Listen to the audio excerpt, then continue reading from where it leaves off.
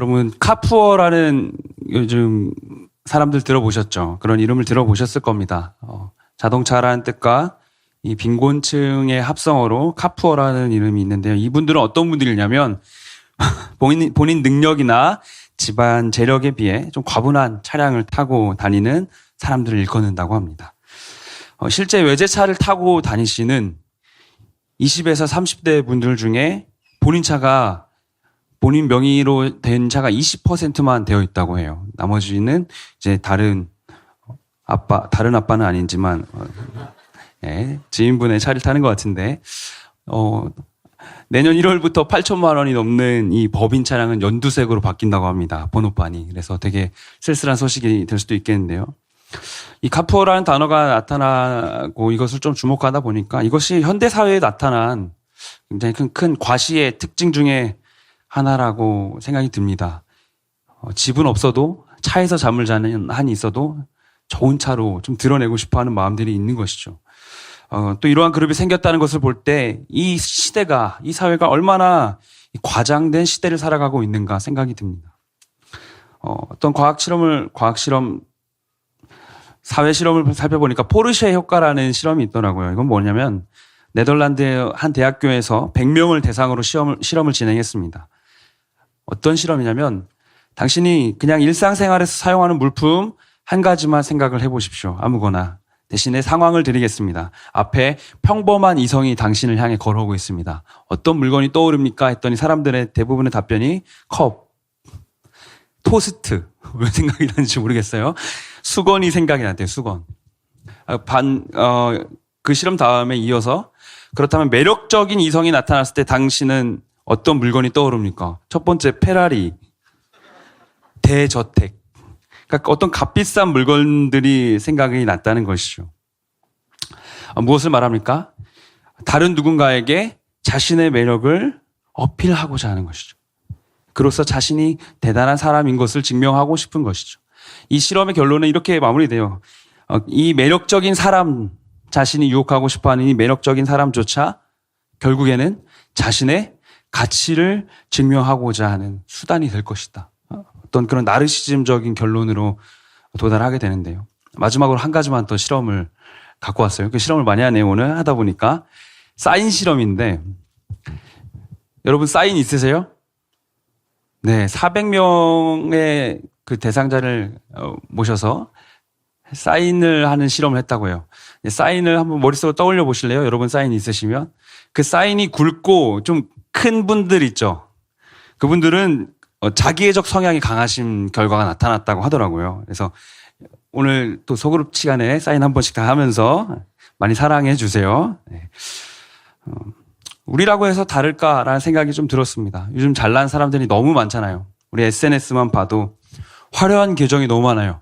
막 몇만 명씩 막 팔로워가 있고, 그렇죠? 나는 우리 엄마랑 이모랑 자꾸 댓글 달아주는데 관련한 리서치에서 이런 사람들을 보면서 느끼는 감정이 이렇다라고 말을 하더라고요. 첫 번째가 상대적 박탈감이래요. 나는 왜 이러지? 두 번째는 아이러니하게 동경심이래요. 나도 이렇게 되고 싶다. 그래서 3위는 이것입니다. 나도 더한 과장으로 드러내야겠다라고 말하는데요. 자꾸만 올리게 된대요. 옥상에서 찍었는데 남산 너무 좋다 막 이런 식으로. 이상하게 실제로 우리 주변에도 우리가 이 핸드폰에서 봤던 분들은 주변에 없는 것 같아요. 그분들 어디 사시는지 좀 알려주세요. 정말 우리 일상 세계에서 너무나 많은 과장들이 우리를 혼동케 하고 있는 것은 아닌가 생각이 듭니다. 어쩌면 우리는 너무나 이 허상의 세계에 주목하고 있는 것은 아닐까. 그러면서 정말 이들의 말처럼 그들의 모습을 모방해 나가고 있는 사람들의 모습을 보여줘. 자꾸만 나의 존재와 의미가 더 커 보이고 싶고 그 불안감이 증폭돼서 자기를 증명하는 어떤 그 수단으로서도 계속 과장과 허세로 도달하게 되는 것이죠. 내가 중요하고 의미 있고 싶고 주목받고 싶은 마음, 다른 이들보다 더 높이 더 넓게 살고 싶고 말하고 싶은 욕구가 우리 가운데 있습니다. 그렇다면 크리스찬으로 성도로 살아가는 우리에게는 어떨까요? 우리에게 똑같은 동일한 방식의 그 표현의 욕구들이 있죠. 그들과 똑같은 방법으로 드러내고 싶고 또 실제로 과장되고 과시되고 있는 일상들이 있을 수 있습니다. 여러분 SNS를 하지 말라는 말씀 아니에요. SNS 하는 분들을 저주하는 것이 아닙니다. 저도 하고 있어요. 그 영역들 안에서 근데 잘 돌아보고 거기서 자신의 삶을 솔직하게 사랑해보는 방법으로 전환되는 것은 필요하겠죠. 그러나 그보다 더 심각한 문제가 있는 것 같습니다. 그것은 무엇인가? 우리가 지난 시간에도 나누었지만 신앙적인 야망에 대한 이야기예요. 신앙적인 과시, 신앙적인 과장. 주변에 누군가에게 나 스스로가 좀 경건하고 옳은 사람처럼 보이고 싶어하는 모습들 있을 수도 있죠. 그러나 더 근본적으로 하나님 앞에서까지 내 신앙이 과시되고 있지 않은가? 하나님 앞에서까지 내 신앙이 숨겨지고 있지 않은가? 이 지점을 우리가 오늘 한번 살펴보았으면 좋겠습니다. 하나님 앞에서조차 아무런 문제도 부족함도 없는 것처럼 살아가고 있는 우리의 모습이 있는 것 같아요. 정말 이 예배의 시간, 정말 기도의 시간을 통해 정말 솔직해졌다가 금세 일상으로 돌아가면 하나님 앞에 아무런 문제 없는 인생처럼 잘 되고 있는 신앙처럼 드러내고 있지 않습니까? 신학적으로 인간은 절대 의존적 존재라고 말합니다. 절대 의존적 존재. 사회학적으로는 사회적 동물 이렇게 표현을 하죠. 두 가지 공통점이 있습니다. 그것은 무엇이냐면 무언가에 계속해서 의존하지 않으면 살아갈 수 없는 존재라는 거예요. 계속해서 무언가를 먹어야만 살 수 있고 또 입어야 하고 또 자야만 하는 것이 우리라는 존재들이죠. 나아가서 영원한 주인이신 하나님과 함께 살아가는 존재로 서는 것이 그렇게만 삶을 영위할 수 있는 것이 우리의 인간입니다. 그것이 우리의 한계라고도 할 수 있겠죠. 우리는 아주 어린 시절부터 그러한 도움과 배려와 사랑 안에서 자라왔지만 어느샌가 너무 커져버린 것 같아요. 내가 너무 커져버리니까 내가 도움을 받아야 되고 내가 의존해야 된다는 생각이 잘 느껴지지가 않습니다.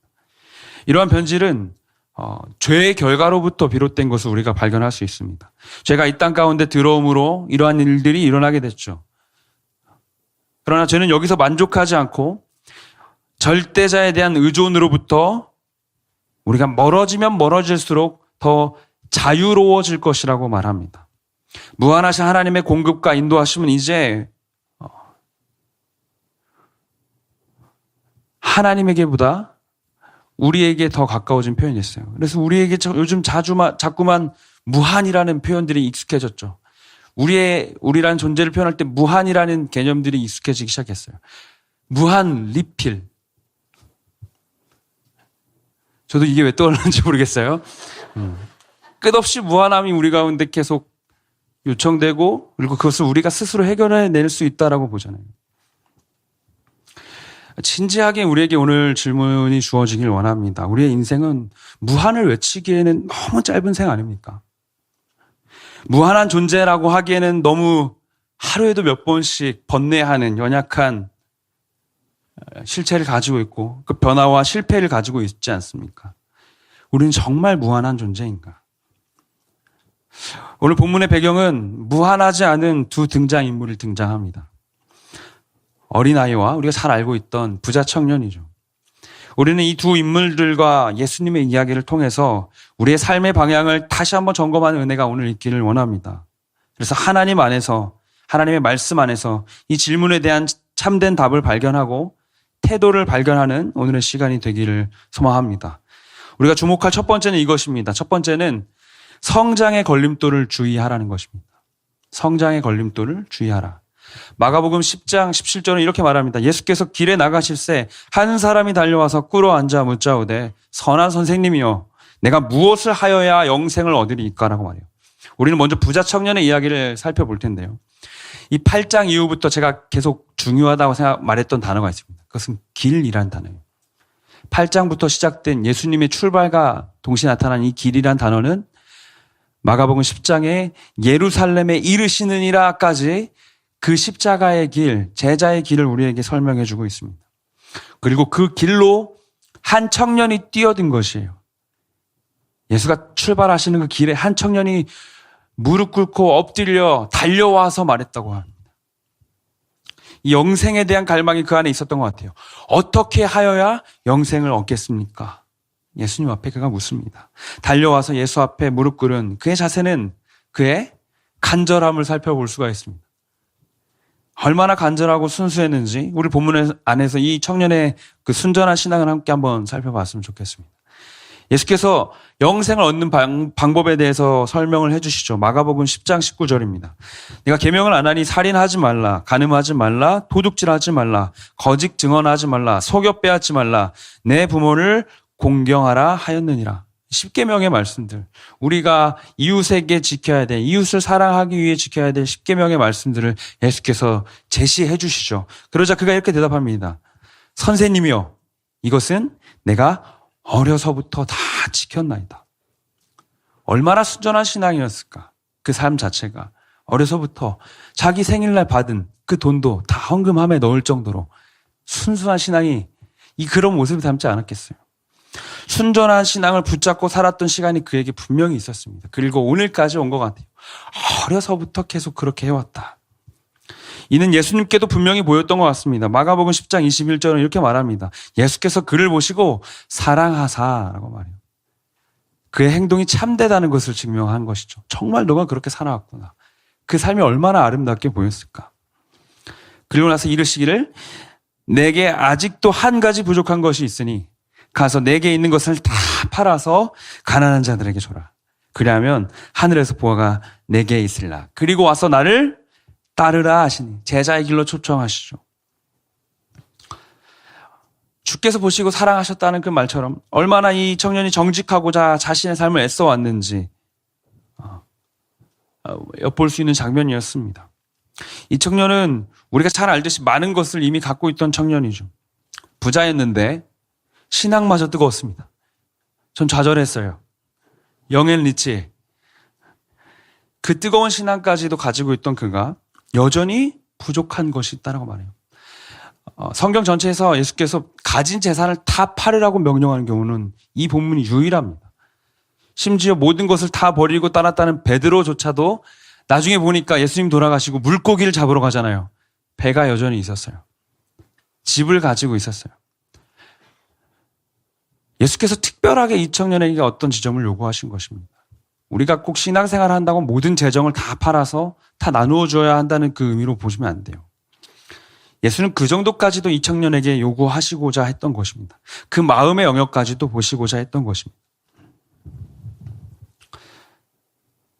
이 순전한 청년은 그렇다면 어떻게 반응했을까요? 우리가 본문을 볼 때 이 본문을 처음 읽었던 독자 입장에서 봤을 때 그래, 이렇게까지 신실한 청년이라면 예수의 말에 정말 멋지게 반응했겠지. 근데 22절은 그 청년을 이렇게 묘사합니다. 그 사람은 재물이 많은 고로 이 말씀으로 인하여 슬픈 기색을 띠고 근심하며 가니라. 그가 구하는 영생이 무엇이었을까요? 영생을 구한다는 것, 말 그대로 이 영생이라는 단어, 영원한 시간 동안 주어진 생명을 말하는 것일까요? 이 말의 의미 그냥 헬라어로 찾아보면 아이오니오스 조에라는 말인데 저희 잘 아시죠? 조에는 생명이고 아이오니스는 신들의 시간을 말해요. 영원한 시간. 영원한 신들의 시간 동안 주어진 생명이라는 것이죠. 그런데 여기서 이 영생이란 단어는 조금 더 확장해서 우리가 생각해 볼 수가 있습니다. 10장 23절을 보니까 이렇게 말해요. 예수께서 둘러보시고 제자들에게 이르시되 재물이 있는 자는 하나님의 나라에 들어가기가 심히 어렵도다. 영생을 구하러 왔던 청년의 그 삶과 그가 돌아가는 장면들을 보면서 그가 영생을 구하지 못한 장면을 하나님의 나라에 들어가지 못한 것으로 묘사하세요. 영생은 하나님의 나라로 들어가는 것이죠. 하나님의 나라로 들어가자 했던 열망. 하나님의 나라라고 하는 가치, 그 영원한 생명을 누리는 가치가 그에게 얼마나 큰 가치였는지는 잘 모르겠습니다. 그가 평생에 열망해왔을 것이고 달려와서 예수 앞에 꿇어 엎드려서 요청할 만한 것이었는데 그의 삶의 목적으로 여기고 왔을 텐데 그런데 왜 그는 돌아가게 되었을까? 그런데 왜 그는 다 포기하지 못했을까? 여기에 대해서 우리가 한 가지로밖에 설명할 수 없을 것 같습니다. 하나님의 나라의 가치보다 지금의 삶의 가치가 더 컸기 때문입니다. 마태복음에 보면 천국은 마치 밭에 감추인 보화와 같다고 했어요. 그것을 얻기 위해 어떻게 합니까? 집 팔고 땅 팔고 냉장고 팔아야 되죠. 그것을 다 팔아서 가질 만큼의 가치가 그 밭에 있는 이유는 그 천국이 마치 그 밭과 같기 때문이 아닙니까? 자신의 삶 전부를 바쳐서라도 팔아서라도 가지고 싶은 것, 그것이 천국의 하나님 나라인데 오늘 부자 청년은 슬픈 기색을 띠고 돌아갔다고 말합니다. 사랑하는 여러분, 우리에게 질문하고자 합니다. 그가 길로 뛰어들었다는 것, 즉 제자의 길을 가고자 했다는 그 열망은 우리에게도 있습니다. 그와 같이 우리에게도 그런 길로 뛰어들고자 하는 열망이 있죠. 그리고 실제로 걷고 계시죠. 우리가 원하는 하나님의 나라는 과연 내가 지금 이 땅에서 누리고 있는 가치보다 더 큰가? 그것을 우리가 한번 주목했으면 좋겠습니다. 내가 가지고 있는 모든 가치를 다 팔고서도 살 만한 가치가 있는 것인가? 순전한 신앙을 붙잡고 매일을 살고 계십니까? 주께서 주신 그 사랑하라는 계명대로 일상을 치열하게 나날이 서가고 계십니까? 매듭 기도에서도 그러한 요청을 하고 마쳤던 것 같아요. 하루도 빠지지 않고 묵상과 기도를 하자. 치열하게 삶의 자리를 돌보는 것은 우리의 신앙의 기본값과도 같습니다. 그러나 우리가 주의할 것은 그 성장이 절대로 걸림돌이 되지 않기를 원합니다. 나아가서 내가 이 땅에서 누리고 있는 가치와 하나님 나라의 가치를 늘 저울질하기 원해요. 조금 더 나아가서 내가 이 땅에서 누리고 있는 내 신앙의 깊이와 그 가치와 하나님 나라를 계속해서 저울질해 보기를 원합니다. 이것은 그 놀라운 하나님 나라의 영광의 가치 앞에 아무것도 아닌 거예요. 사랑하는 여러분, 신앙이 깊어져 갈수록 우리는 더 낮아지기를 원합니다. 우리의 기대와 간구와 다를지라도 계속해서 문제를 인내로 바라보기를 원합니다. 신앙의 성장이 우리의 걸림돌이 되어서는 안 됩니다. 더 높이 성장할수록 더 깊은 성숙으로 내려가는 것입니다. 예수를 닮아간다는 것이 그런 것이죠. 빛 대신 예수 앞에 나아갈 때 마치 빛이 방 안을 비추면 작은 먼지까지도 다 보이듯이 예수 앞에 다가가면 다가갈수록 내 부족한 먼지가 보이는 것이죠. 더 고개가 숙여지는 것입니다. 나의 먼지 같은 삶이 얼마나 작은지, 그럼에도 이 자격 없는 자에게 얼마나 큰 복을 주셨는지를 주목하는 것입니다. 영원한 생명의 가치가 정말 나에게도 계속해서 큰 가치로 주어지기 위해서는 일상에서 아까 말했던 그 저울질이 너무나 필요합니다. 즉각적인 버림과 즉각적인 붙잡음이 있어야 됩니다. 제자반 지체 중에 제가 양해를 구하지 않았는데 익명으로 좀 나누고자 하면 큐티 묵상을 이제 적어주었는데 돈이 너무 좋대요. 너무 솔직하죠. 부자 청년처럼. 돈이 너무 좋대요. 그러고 나서 한 적용이. 그래서 헌금하고 싶대요. 그래서 11조를 하고 싶대요. 전 11조 지금 강요하는 말이 아니라 그가 가장 좋아하던 가치가 하나님의 나라와 함께 한 저울에 올라섰을 때 기울기 시작한 것입니다. 여러분이 가장 좋아하는 것은 어떤 것이에요?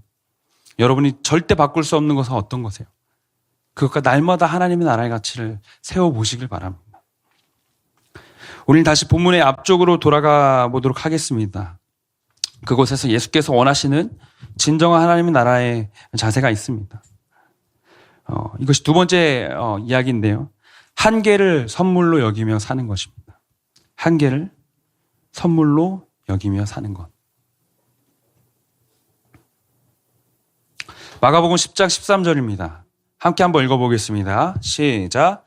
사람들이 예수께서 만져주심을 바라고 어린아이들을 데리고 오매 제자들이 꾸짖거늘. 본문은 예수께 만져주심을 구하며 나왔던 한 사람들의 이야기로 시작됩니다.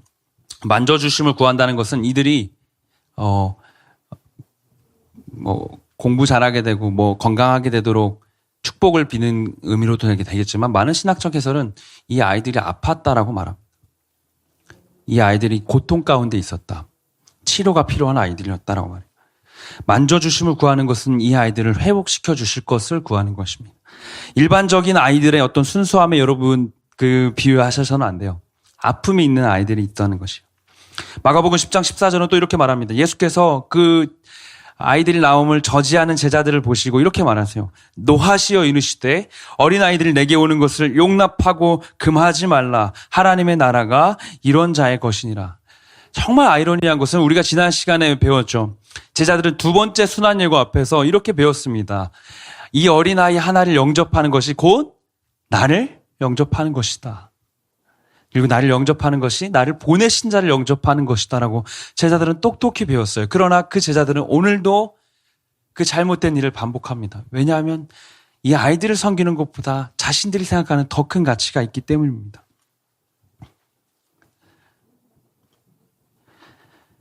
이 아이들의 자리에 우리가 한번 서 보기를 원합니다. 아이들의 특성은 순수함이죠. 그 순수함을 더 면밀히 살펴보면 그 아이들이 아무것도 없기 때문인 것 같아요.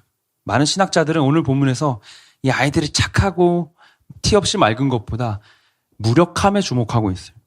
할 수 있는 것이 없다. 한계가 있는 삶을 보여줍니다. 아까 말했던 절대 의존 신앙은 한계가 있기에 우리가 의지해야 하는 것을 알려주시는 거예요. 예수께서는 확언하여서 말씀하십니다. 15절 16절을 보겠습니다. 내가 진실로 너에게 이르노니 누구든지 하나님의 나라를 어린아이와 같이 받들지 않는 자는 결단코 그곳에 들어가지 못하리라 하시고 그 어린아이들을 안고 그들 위에 안수하시고 축복하시니라. 그곳에 자신의 아픔을 가지고 만져주심을 구하고 나왔던 아이들은 예수의 품에 안기는 것을 경험하게 됩니다. 예수의 품에 안기는 것, 하나님의 나라에 안기는 것입니다. 하나님 나라 그 자체 되신 그분의 품에 안겨지는 것입니다. 자신의 아픔, 자신의 무력함을 가지고 그대로 나왔을 때 예수께서는 그들을 품에 안으시죠. 이것이 우리의 신앙의 기저이자 평생에 지속해야 할 자세입니다. 성장을 통해서 성숙을 경험하는 것이죠. 믿음이 깊어져 가고 믿음이 자라갈수록 그것은 우리의 걸림돌이 되는 것이 아니라 더 깊은 자리로 내가 아무것도 할 수 없음을 인정하면서 나아가는 것입니다. 그래서 영적인 성장은 성숙과 반비례하는 것 같아요.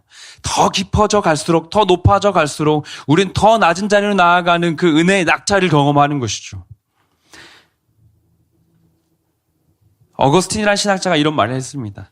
지순의 사랑이 진리를 깨닫는다. 지순, 지고지순할 때 그 말인데요. 정말 티 없이 맑은 그 순수함, 아무것도 없음이 사랑을 깨닫게 한다는 거예요. 순수함으로, 무력함으로 주님을 마주하는 우리가 되기를 원합니다. 주 앞에 더 솔직히 서는 우리가 되기를 원합니다.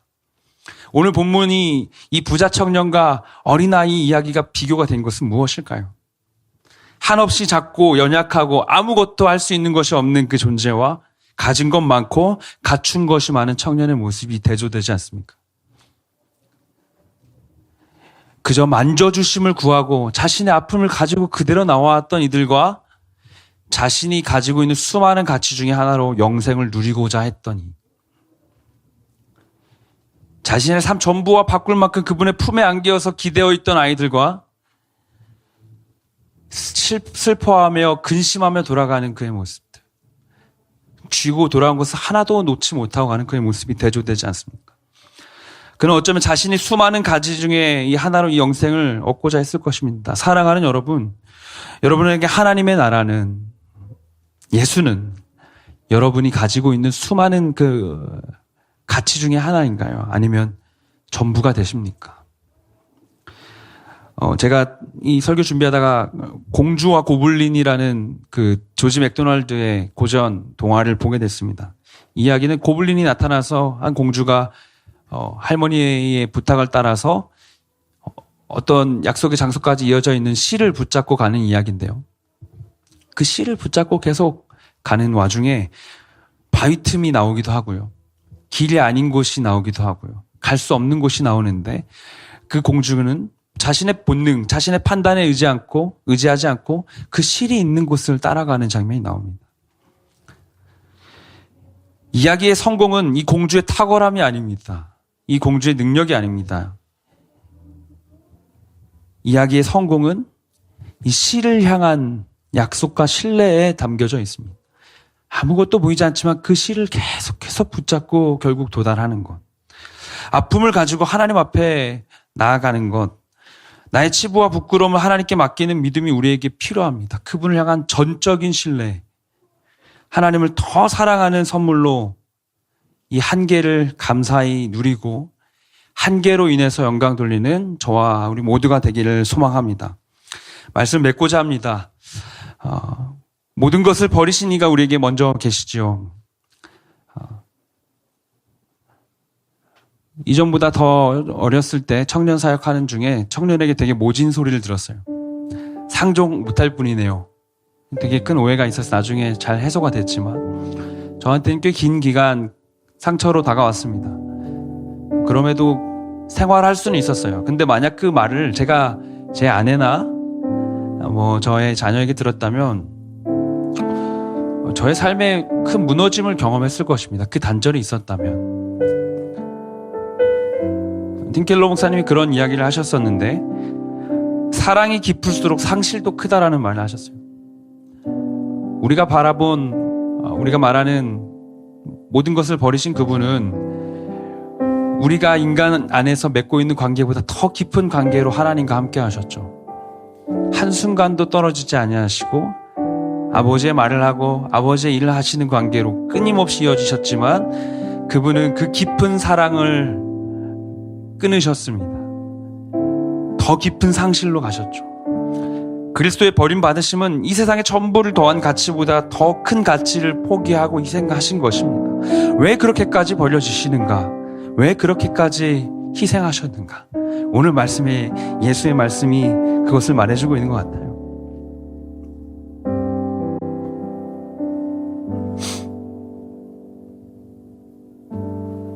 그 아이를 안으시고 안수하시고 품으시기 위한 것처럼 우리의 삶을 안으시고 안수하시고 품으시기 위해서입니다.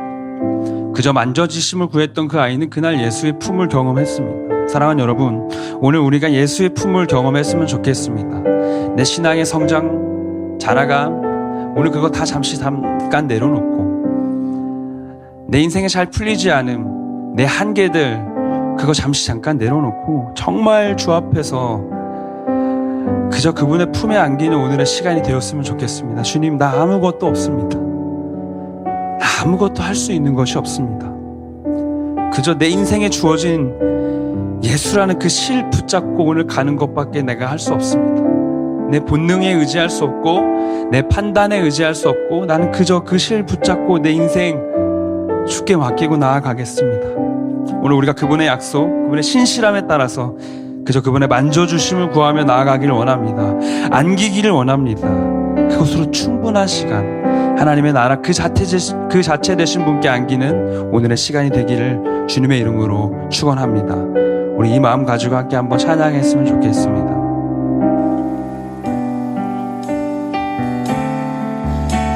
주의 따스한 품에, 주의 따스한 사랑에 품에 안길 때 부드러운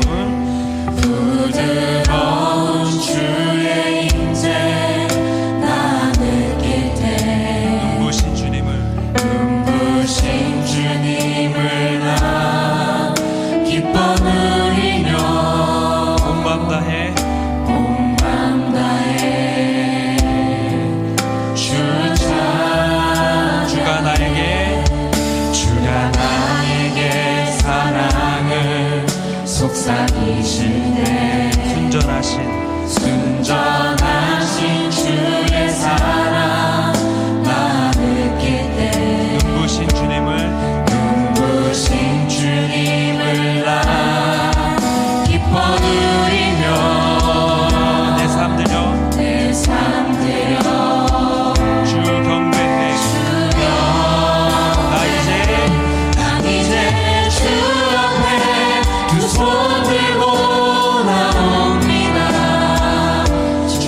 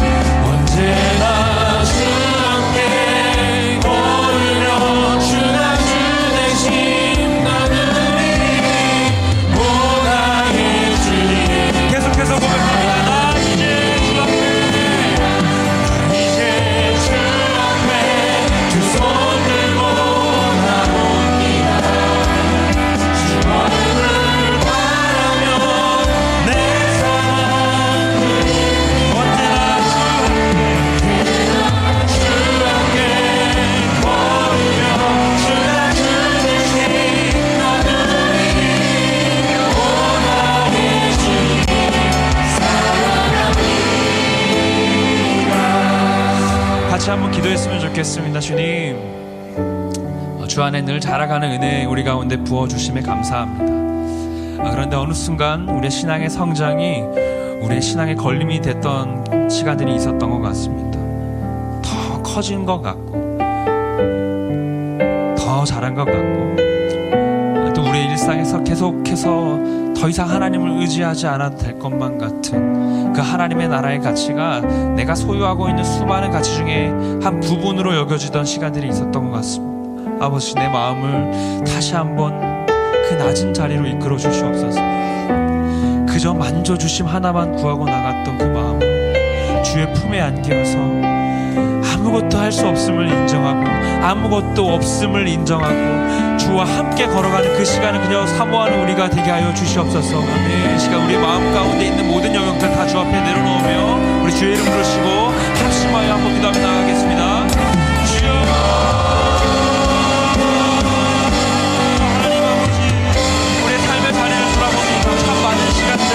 주와 함께 걸으며 그 성숙의 자리에 서 있게 하심을 감사합니다. 그럴 때는 우리 신앙의 성장은 더 이상은 할수 없을 것처럼 더 높은 자리, 더 교만함의 자리에 있지는 이 시간을 돌아보고 그저 주 앞에 앉은 것이 없습니다. 주의 거하옵소서. 주와 함께 하나님을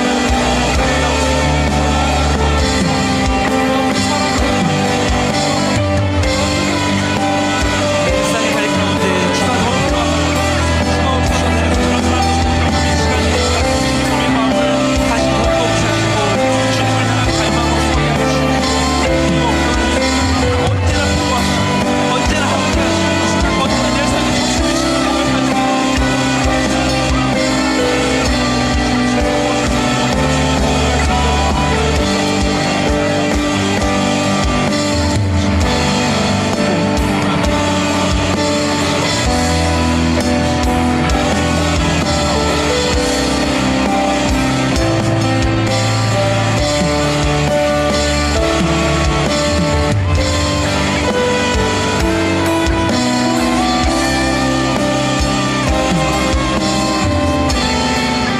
주가 더 기도했으면 좋겠습니다. 주님, 우리 공동체 가운데 그러한 은혜가 있게 하여 주시옵소서.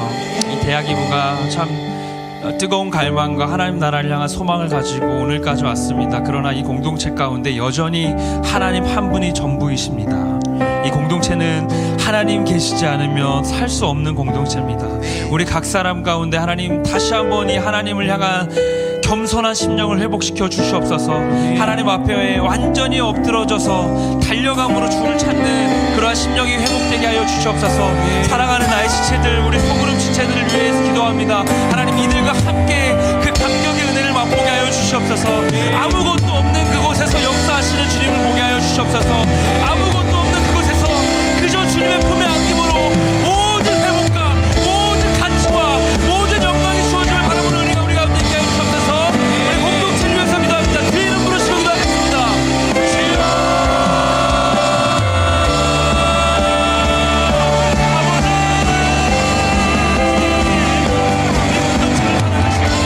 우리 함께하는 지체들과 이곳에 섰습니다.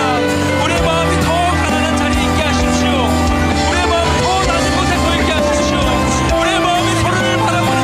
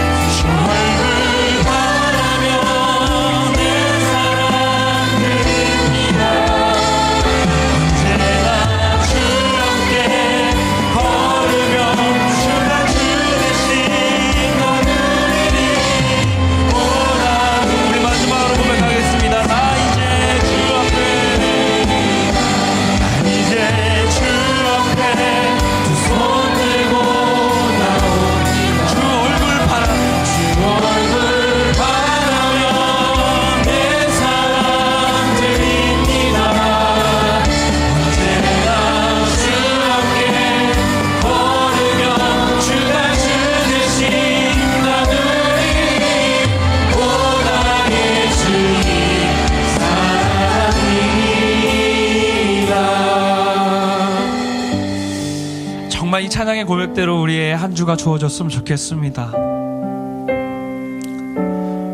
주님, 우리를 만져주십시오. 우리의 아픔과 우리의 연약함들 다 만져주시고 우리를 안으시고 품으시고 그 기도해 주시는 그 자리 가운데 우리의 한 주를 이끌어 주십시오. 주님, 나 아무것도 없습니다. 아무것도 할 수 있는 것도 없습니다. 주님 계시지 않으면 내 인생, 내 삶, 내 평생의 영원한 생명 아무것도 없습니다.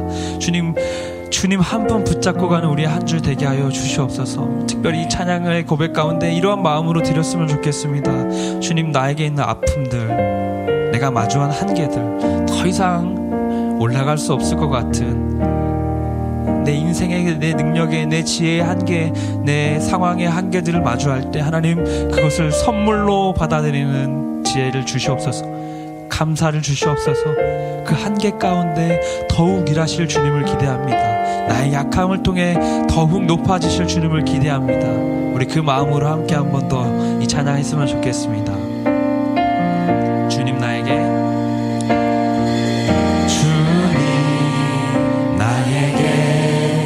아무것도 없습니다. 지친 현실과 불안한 미래 속에 나의 한숨 깊어가는 그때 주님은 내게 말씀하시죠.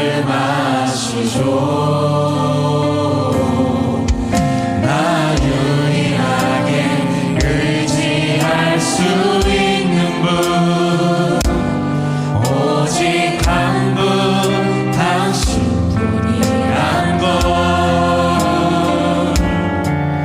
나의 연약함, 나의 부족함, 주께서 하시오니 당신의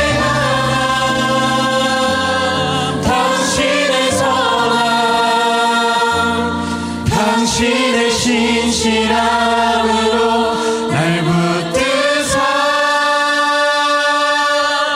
내게 아무것도 없어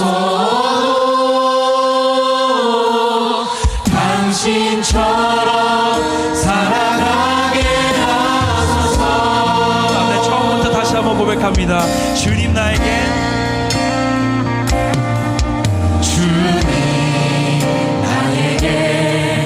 아무것도 없습니다. 지친 현실과 불안한 미래 속에 나의 한숨 깊어가는 그때 주님은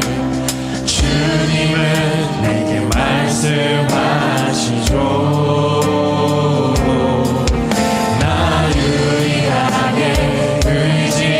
수 있는 분, 오직 한 분, 당신뿐이란 것. 나의 연약함, 나의 부족함,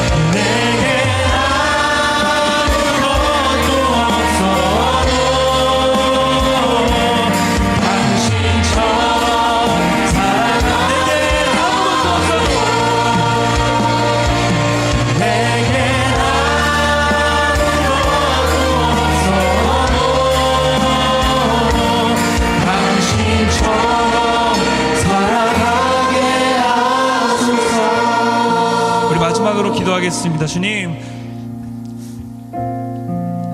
우리의 없음을 인정합니다. 아무것도 나의 것이 없고 아무것도 주의 그 하나님의 나라의 가치와 바꿀 수 없음을 인정합니다. 그것이 없기에 주께서 그 한계를 통해 일하심을 기대합니다. 주님이 우리 공동체는 더 많은 상황들을 마주하고 있습니다. 이제 개인의 슬픔과 아픔을 넘어서 시대의 아픔과 함께하길 원합니다. 이 땅의 약자들, 여전히 눈물과 핍박 속에 있는 이들을 바라보게 하여 주시옵소서. 전쟁의 고통 가운데 있는 이들을 품어주시고, 저 북한에 저 지하에서 신앙생활하고 있는 우리 동포들을 붙잡아 주시고, 하나님 여전히 우리 주변에 이 시대 가운데 마땅히 누리는 것을 여겨지는 그 가치조차도 누리지 못하고 살아가는 많은 아픈 이들이 있습니다. 그들의 삶을 우리가 외면치 않게 하시고, 우리의 삶을 통해 그들을 사랑하기를 원하시는 하나님의 음성에 귀 기울이는 우리가 되게 하여 주시옵소서. 이 공동체가 이 땅을 더욱더 사랑하게 하여 주시옵소서. 우리 가운데 이루어지는 많은 현상들과 많은 변화들과 많은 아픔이 있을지라도 그것들보다 크시 하나님께 주목하게 하시고 판단치 않게 하시고 그곳에서 더 사랑으로 나아가는 이 공동체 되게 하여 주시옵소서. 당신의 강하심을 우리를 통하여서, 우리의 약함을 통하여서 보여주시옵소서. 당신의 사랑과 당신의 신실함과 당신의 선함이 우리의 약함을 통해 증명되게 하여 주시옵소서. 그 앞에 주 이름 부르시고 합심하여 기도합니다. 주여, 주님, 우리의 약함을 통해 역사하신 주님, 신의 아픔을 새롭게 외면해 나 자신의 아픔과 진정해 왔고, 나 자신의 기쁨에, 나 자신의 상황에 목매워왔던 우리의 연약함을 불쌍히 여기시고, 이제는 우리의 시선을, 우리의 마음을, 우리의 발걸음을 저 문장 가운데 이끌어 주시옵소서. 그것이 이제 아픔이 그것이 그들의 활동과 당신의 강하시고 선하심이라고 보게 하시고, 아주 기본적인 것조차 누리지 못하고 있는 많은 이들, 우리의 것을 깨어나게 하시고, 우리의 없으나 거기 계신 분들을 불리하셔서 당신의 사랑에 도움하시기를 원하고, 당신의 원하신 계시, 당신의 가진 모든 것을 끊어주시고 우리의 그곳에 이끌어라, 그곳에서 이끌어라, 그곳에 함께하기를 원하고, 그곳에 행하기를 원하시고,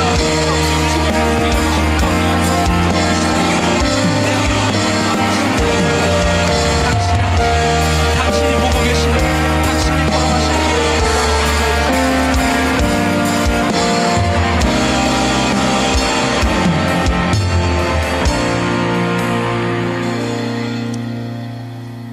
오늘도 우리를 품에 안으시는 주님 감사합니다. 아무것도 없음을 알게 주께 더 기쁨으로 나아가고 더 의지할 수밖에 없음을 고백하였습니다. 정말 우리의 한 주가 주 앞에 그렇게 올려지게 하여 주시옵소서. 우리의 일상으로 돌아가는 그 순간, 그 한 걸음부터 하나님을 의지함이 다시 시작되고 하나님과 동행함이 다시 시작되는 은혜가 있게 하여 주시옵소서.